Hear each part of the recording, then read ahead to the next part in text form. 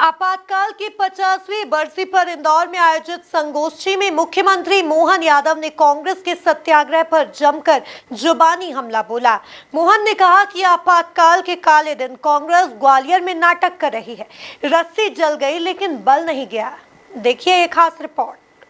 आपातकाल की विभीषिका के काले अध्याय के 50वें वर्ष में भारत की महान लोकतंत्र के संरक्षक और संविधान की रक्षा के संकल्प के साथ Bharatiya Janata party Indore brilliant convention centre में संगोष्ठी आयोजित करती हुई नजर आई, जिसमें सीएम डॉक्टर मोहन यादव शामिल हुए। इस दौरान सीएम ने कहा कि दुनिया के अंदर भारत के लोकतंत्र को बचाने के लिए आपातकाल के खिलाफ सबसे बड़ी लड़ाई लड़ी थी। लोकतंत्र भारत में बचा है। कांग्रेस ने हाईकोर्ट के फैसले का उठावना कर दिया।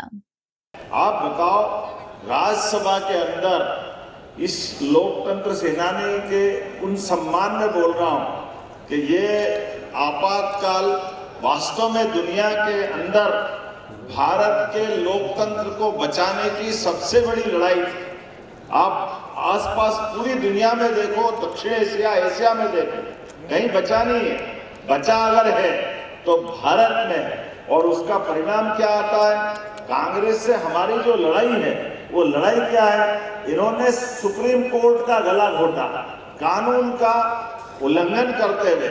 जैसे बहुत जो उनका मूल चुनाव था इलाहाबाद हाईकोर्ट का, उस हाईकोर्ट का फैसला आता है 12 जून 1975 और 13वें दिन ये उस कोर्ट के फैसले का उठावना कर देते, 13वीं कर देते हैं और आपातकाल लगा देते 13 दिन के अंदर। और तब की मानसिकता है कि उसके बाद तक भी इंदिरा गांधी जी के माध्यम से जो न्यायालय के मामले में माखौल उड़ाया गया, कानून की धज्जी उड़ाई, 356 धारा लगा के।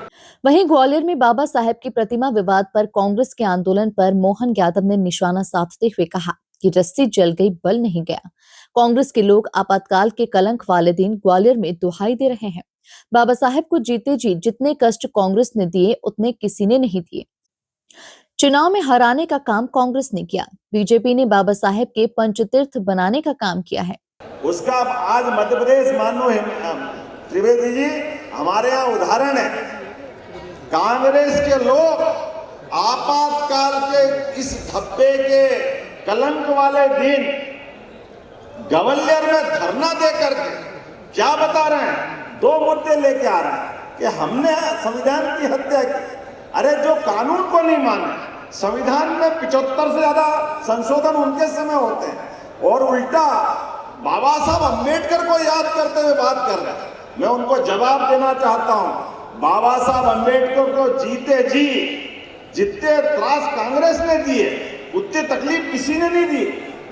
आजादी के बाद इसी पार्लियामेंट में, जिनको हम संविधान निर्माता कहते हैं, उनकी चुनी हुई संसद में नहीं जाने देने का पाप अगर किसी ने किया है, कांग्रेस ने किया। उनकी पार्टी के खिलाफ ताकत से लड़े, उनके 2 सदस्य जीत गए और 2 सांसद में से 1 सांसद ने कहा डॉक्टर अंबेडकर को तो लोकसभा में आने ही देना चाहिए। तो उपचुनाव हुआ, उस उपचुनाव में भी ये ही कांग्रेस के तत्कालीन प्रथम प्रधानमंत्री जवाहरलाल नेहरू जाकर के उपचुनाव में, ये भी इतिहास है कि कोई ने उपचुनाव में जाकर के चुनाव के तरफ उनके खिलाफ नहीं बोला, लेकिन उनको हरा करके उनको फिर पार्लियामेंट से जाने की छुट्टी करी। उतना ही नहीं, उनका जब शरीर छूट गया 1956 में, उनका देहांत हो गया, तो मरने के बाद भी पाप डॉक्टर अंबेडकर का दाह संस्कार दिल्ली में नहीं होना चाहिए। और तो और जब उनके परिवार वालों ने, बाकी लोगों ने कहा कि कोई बात नहीं, दिल्ली में अंत्येष्टि मत करने दो, तो बंबई ले जाते। तो बंबई ले जाने के लिए जिस विमान में रख करके शरीर बंबई का निर्णय किया, उसका किराया भी अंबेडकर जी की पत्नी से लिया। इनके क्या, मेरे को समझ में नहीं आया कि कांग्रेस किस स्तर तक नीचे जाती। उसका किराया उनकी पत्नी से लिया और उससे भी आगे बढ़कर के हमारे ये इंदौर के पास महू में उनकी जन्म स्थान है, उस जन्म स्थान पर 1 ईंट लगाने का काम इनने नहीं किया और ये अंबेडकर जी की बात कर रहे हैं। मुझे इस बात की खुशी है, हमारे भारतीय जनता पार्टी के माध्यम से न केवल अंबेडकर जी के जन्म स्थान बल्कि उनके शिक्षा स्थान, उनके दीक्षा स्थान, उनके सभी प्रकार के 5 पंचतीर्थ बनाने का काम हमारी सरकार ने किया है। ये हमारा उनके प्रति सम्मान है।